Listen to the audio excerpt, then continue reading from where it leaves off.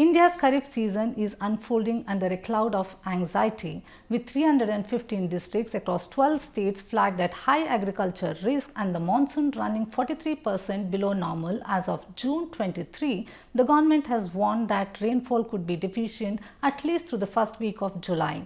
At the heart of this crisis is a question that millions of farmers are asking is right now, will the right seed reach to the right field in time? Joining me today is Mr. Ajai Rana, Chairman of Federation of Seed Industry of India. He is also Managing Director and CEO of Savannah Seeds. He is one of the most authoritative voices on seed policy and agri-innovation in India. He is here to share about how the industry is positioned for this weather crisis, what it urgently needs from policymakers, and why the long-stalled regulatory approvals from seed bill to GM crops already costing Indian farmers. Thank you for joining with PTI. Thank you for having me on PTI. Mr. Rana, with 315 districts flagged at high risk and monsoon running 43% below normal as of June 23, how urgent is this situation for Kharif planning and specifically for the seed industry? So El Nino is not a good news for our agriculture, especially our Kharif season, which is a large season. And we still have like nearly 50% of our agriculture is rain-fed. It will impact, some geographies where still irrigation is not reached. We have made progress on irrigation, like for example, Telangana is one area where I was surprised that the rice acreage has doubled, 2.7 million hectare in Kharif, 2.7 million hectare in Rabi, so 5.4 million hectare. And this has happened in last 5 to 10 years with the expansion in the irrigation, the canal built there. We have seen progress on irrigation coverage in other parts of the country, Gujarat, MP, but still large part of the country is rain-fed. In terms of the readiness, that thanks to the weather forecast, meteorological department and private forecasters, we are not surprised. We knew about it since I think the first forecast came in February.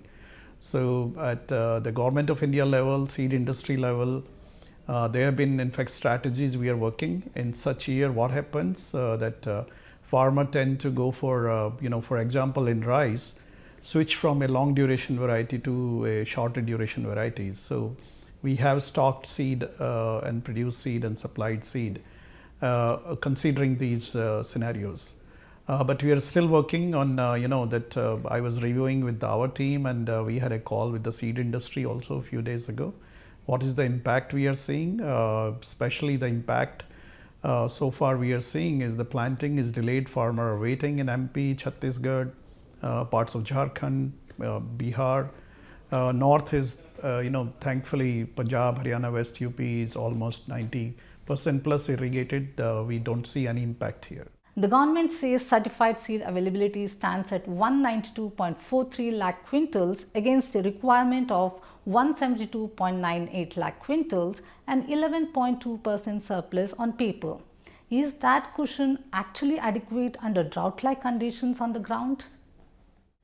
So if farmer have to replant, in the geographies where farmer, they go for dry sowing and then wait for monsoon. If the monsoon doesn't come or monsoon is weak, there is situation comes like farmers have to replant. In that scenario, I think if the government of India has the surplus, seed industry, we also have surplus. So I think I don't see a challenge of the availability of the seed, total stocks, but like whether this seed reaches to the geographies where the requirement is there, that's the distribution is perhaps we need to look at. And how much surplus the private sector has? So we planned for 20% surplus. In fact, thankfully we had a bumper year for corn seed production as well as rice seed production. Even for millets too. The last Rabi season where the seed industry, for hybrids, that's our major season for seed production. And the weather favored, in fact, like seed industry was also bullish on certain crops. So we have seen many of our member players, they have 20 to 30% surplus seed production. So that's a fantastic news. Short duration varieties and climate resilient hybrids are precisely what farmers would require in stressed districts. But these tend to be produced in smaller quantities during normal planning cycles and are often in short supply during a crisis. Are private seed companies receiving real-time signals from the state governments about where demand is spiking so that inventory can be redirected before the planting window closes? So we have, regular interactions with the government of India at the ICR as well as the ministry level, where we exchange, the situation, and also the government also monitor how the seed companies or the private seed sector. Let me remind you, the private seed sector still, we are responsible for nearly 70% of the seed supplied. So we are tuned. In fact, we have a network, our member companies. We supply our seed through more than 10 lakh retailers across the country. So we are in fact, the distribution has reached very close to a village. In fact, in many places, we have our dealers at the village level also. Coming to your point, early maturity or short duration, there is a trend, in fact, that farmer, in fact, in the areas, especially where they have 2 crops, and in some places they are going for 3 crops also. So the requirement for longer duration is, in fact, that segment is reducing, except in some areas in east, especially in Odisha, West Bengal, part of Bengal, Bihar, and eastern UP, where farmer, rice is our major crop in Kharif season, where farmer grows a long duration variety 140 days plus MTU 7029. But these are the geographies which are low lying areas, and farmer prefer to plant a long duration because the water doesn't dry up and the crop matures. So except those areas, we are seeing in all other crops, including rice, there is in fact shift towards early medium maturity varieties and hybrids. So does the private sector has enough stock of these seeds? Yes. We have enough stock of these seeds. So if we talk corn, maize is a major Kharif crop, millets, and rice. Rice is the biggest one. So in rice, we have, of course, some states, especially in the in South, Telangana announced bonus on fine grain, and these fine grain varieties, mostly they are long duration. So that's in fact a contradictory. In a year like this, when you have deficient rainfall, and you are giving incentive for planting a long duration fine varieties. We reached out to the state government that this is a difficult year. Even seed industry, we were surprised when the government announced this move. In fact, there's push from the state government not to plant coarse, permal or the long slender grain. MTU 1010 is a medium duration, early medium duration, which suits well for such a year. So I hope the state government also take corrective action, and this is creating, in fact, these bonuses announced by the state governments are pushing cultivation of more rice. In fact, last year India crossed 50 million hectares. We always used to hear a figure 42 to 44 million hectares, but a country where agriculture is still largely dependent on monsoon. Increase in rice cultivation area is not a good news. Which parts of India and which crops need the most urgent attention at this moment? Our number one crop in Kharif season is rice. So we have to see that wherever there's a monsoon, the June or July deficit is there, farmer will have a limited window now. So they cannot grow for long duration. They have to plant shorter duration. And these geographies are MP, these geographies are Chhattisgarh, these geographies are in Bihar, eastern UP. Bengal, they go for rice after rice, and Odisha rice after rice. So that second crop planting can be delayed. They usually plant late, but these part of the country and Telangana, they need urgent attention. This is for rice, but for corn, The big area for corn is in Kharif, is in Madhya Pradesh, is a big corn growing area. Maharashtra has emerged as a big corn growing area, and Karnataka. So these three states for corn. Cotton planting is mostly over, and then cotton, in fact, is a typically rain-fed crop. I think this situation is not going to impact much of cotton now, but like these crops, and we need to be ready with more seed of millets, sorghum and pearl millet. These crops are, they do well even in deficient rainfall conditions. So in some areas, farmer may switch to millets. So how is the stock position of sorghum and pearl millet? Thanks to the whole millet mission, and we have seen a good shift in, hybrids in these two crops. And private seed industry, in fact, like many of our large and medium-sized companies, they have stocked well. We had, as I said like earlier, we had a bumper seed production year. So from availability point of view, not a big challenge, but like the grassroots level coordination, like, hey, if there is a district in Rajasthan, say, Banswara area or some those geographies, they need seed, and we are sitting with the seed inventory in Mathura and Agra. I think that coordination is required. So the monitoring at the grassroots level and regular communication between Ministry of Agriculture and the private seed industry. What specific support can Federation mobilize for farmers in 111 high priority districts where irrigation is below 25%? So we have, done a fairly extensive mapping of all the agriculture districts in the country, and we have now using the tools like remote sensing. We have mapped all major crops for duration as well as the type of seed farmer plant, and accordingly, we distribute our seed.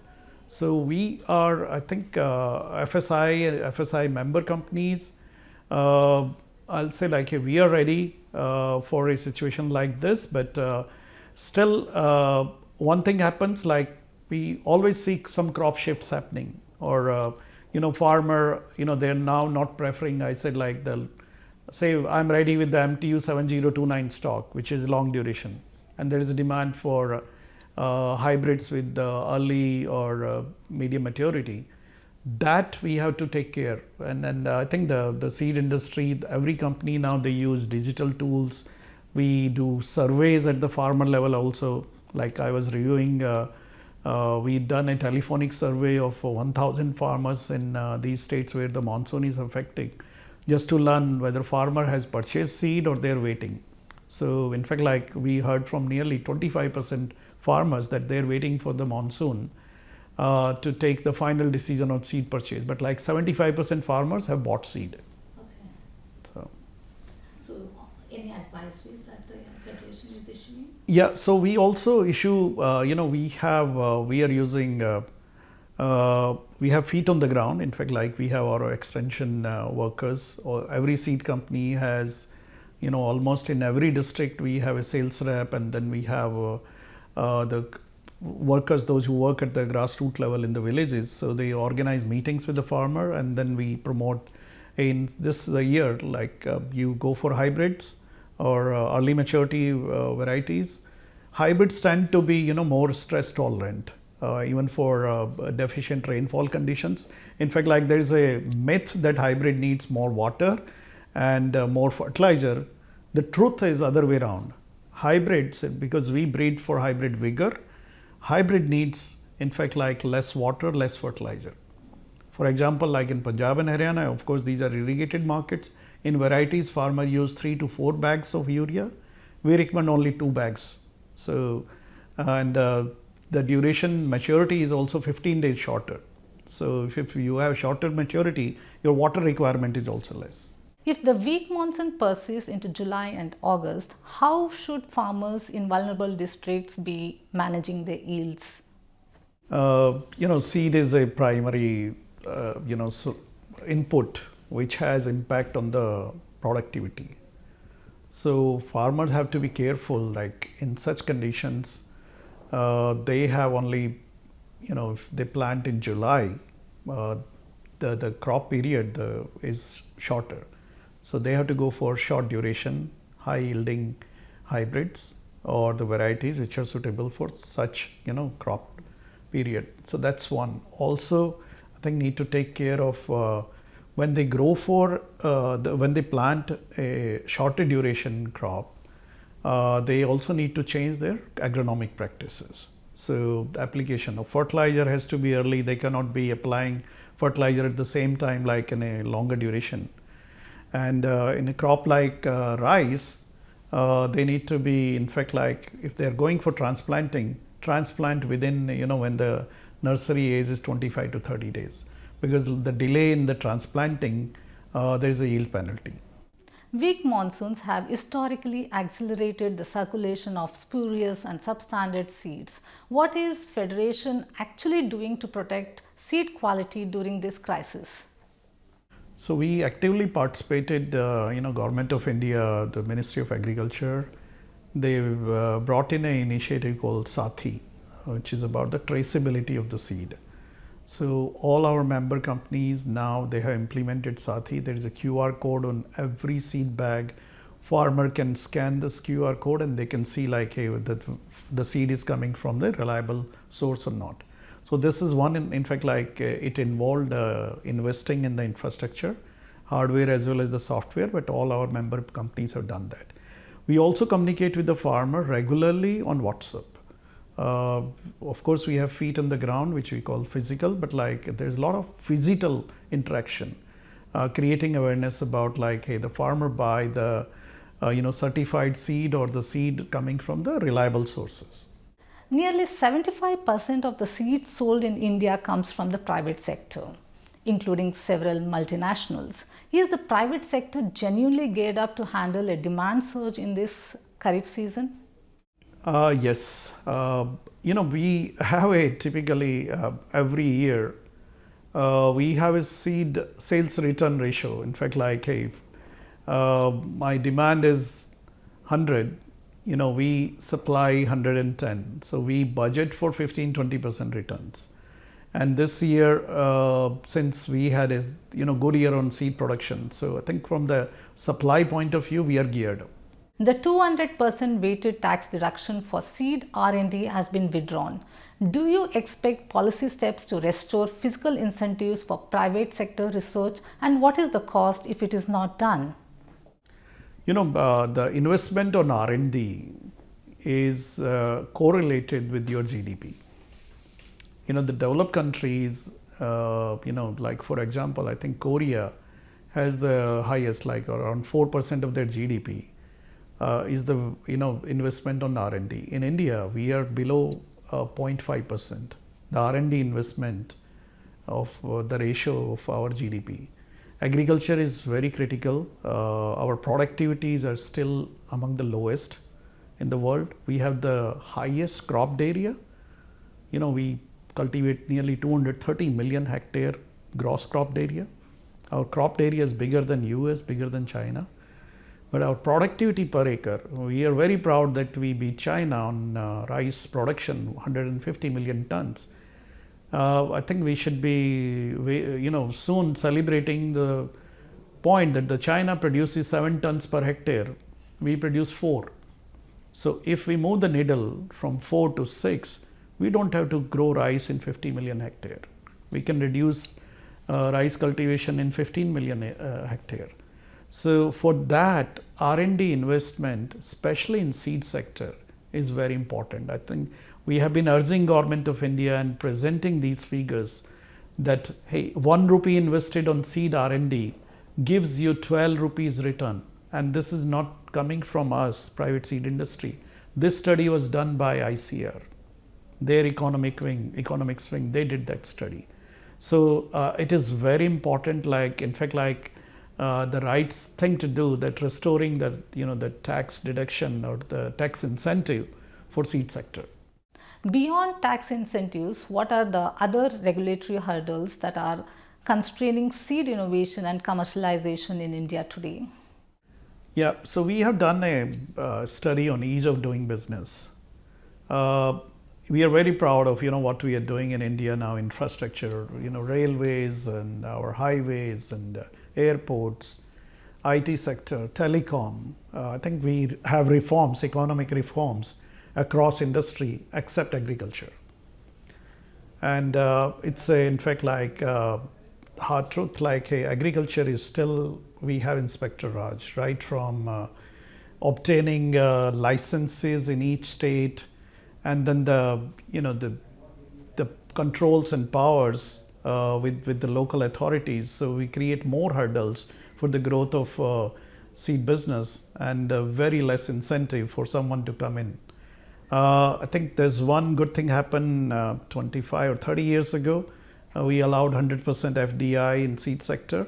Because of that, companies like us or Cotivas and BSF, many other examples, like they came to India, they invested in R&D, they in fact invested in creating infrastructure, created local jobs, impacting the local economy as well as the productivity. That policy decision help. I'm just giving an example of a policy decision which has a positive impact. But like hurdles like this, it takes 7 years to develop a hybrid or variety.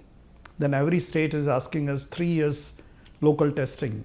So we are delaying innovation. We are delaying, availability of the new seed, new technology to the farmers.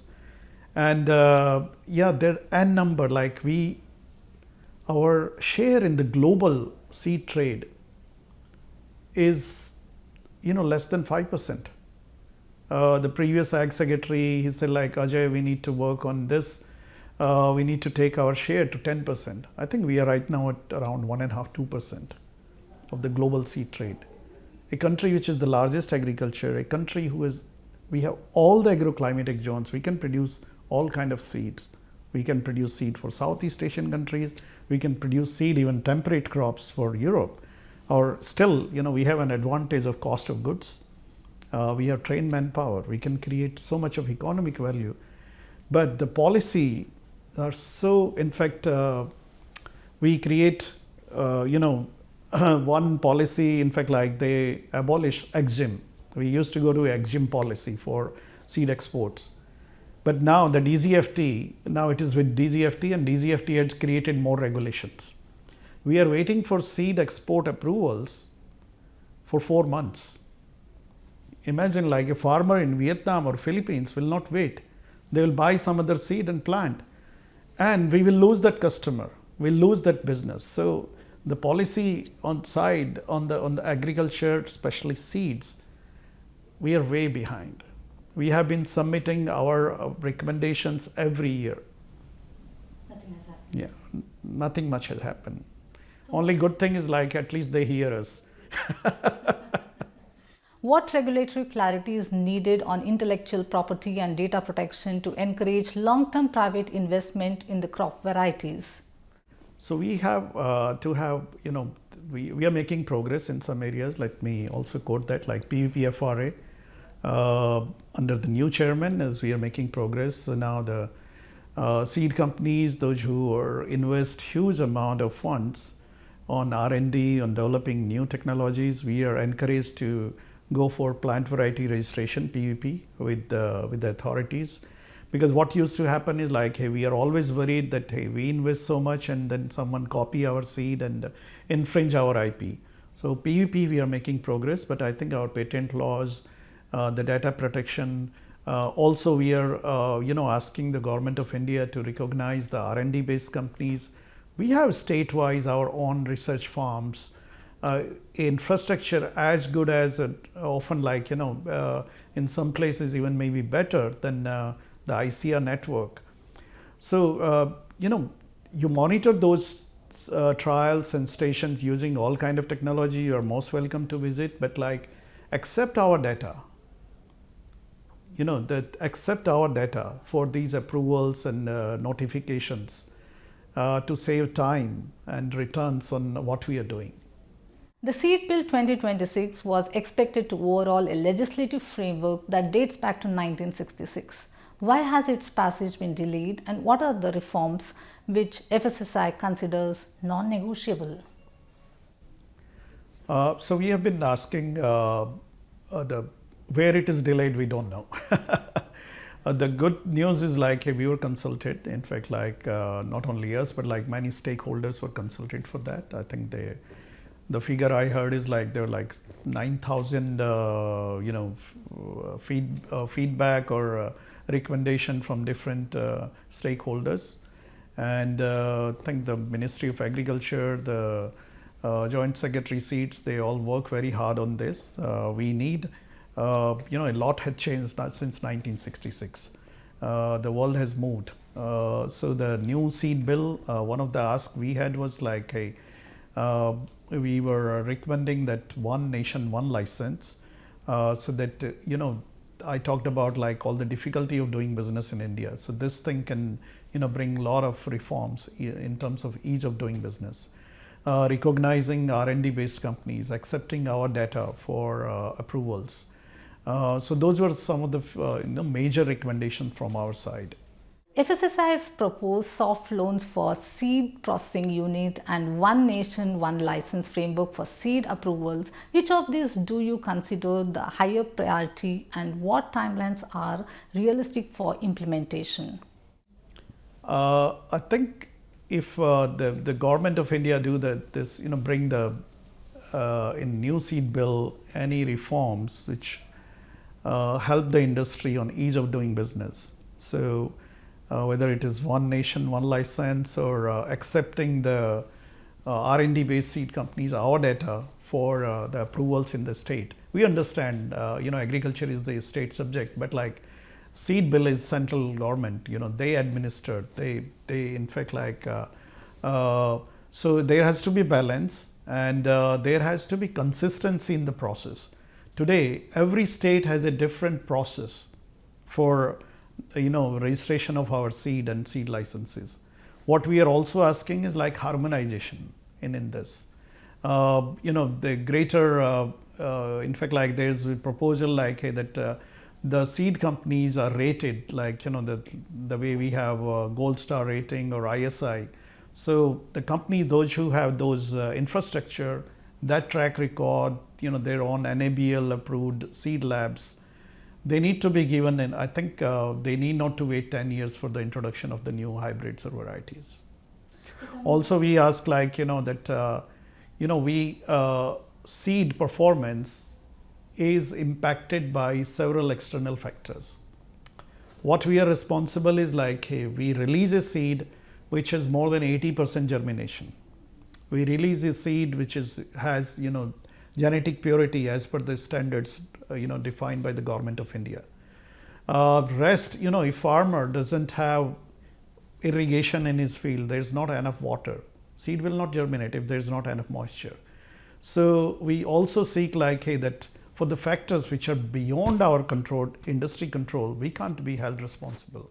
So strengthen the seed quality lab network also, so that seed is tested in different labs, and we sympathize with the farmer like, hey, because of weather, because of the disease pressure or external factors, if their yields are impacted, the crop performance is impacted, we have all the sympathy. In seed production, we take care of that. We support our farmers in seed production with minimum compensation guarantee or minimum returns. But like commercial, I think the interventions like crop insurance from government of India, state government, can protect farmers' interest. On GM crops, Mr. Rana, does the current policy vacuum deter investment in biotech solutions such as GM mustard or herbicide-tolerant soybean, especially given the proven commercial success of BT cotton in India? Yeah, we have a policy paralysis, I'll call it. So the last GM crop we approved in the country was Bolgard 2. I think that happened in 2008. Bolgard, if we look at what the BT has done to India's cotton production, it's a hard fact. Like between 2002, the approval, and 2010, we almost doubled productivity. And we didn't change varieties. The only intervention was technology. 2012 onwards, we have seen again a drop in productivity. What happens like like pharmaceutical industry or any other place, you control one pest, you see another pest coming in. So the seed industry in other part of the world, the cotton farmers in other part of the world, they have now access to Bolgard BG4, BG5. Our farmers still are planting BG2. It has impacted productivity. It has impacted India from a net exporter has become a net importer. So it is impacting farmers' income. It is impacting national GDP. I think they need to take data and science-based decisions, not ideology, because we are a country which approved COVID vaccines in 6 or 8 months. And COVID vaccine is also GM. We are carrying a foreign gene in our body, and we are worried about an industrial crop like cotton. So I urge the government of India that in the interest of our farmer, in the interest of our economy, in the interest of our youth, we need to take science-based, data-based decisions about the approval of these new technologies. So what message you want to convey to farmers at this point of time when El Nino is leading to deficient rainfall? So I also want to convey to the farmers the message is like, be careful about the selection of the seed. In such conditions, go for select the seed varieties or brands which can tolerate moisture deficiency and also like shorten duration. Thank you, Mr. Rana, for laying out great clarity both on immediate pressures on the seed sector and the deeper structural reforms that India's agriculture needs. Thank you. It's so nice to meet you and your team. Thank you for having me on PTI.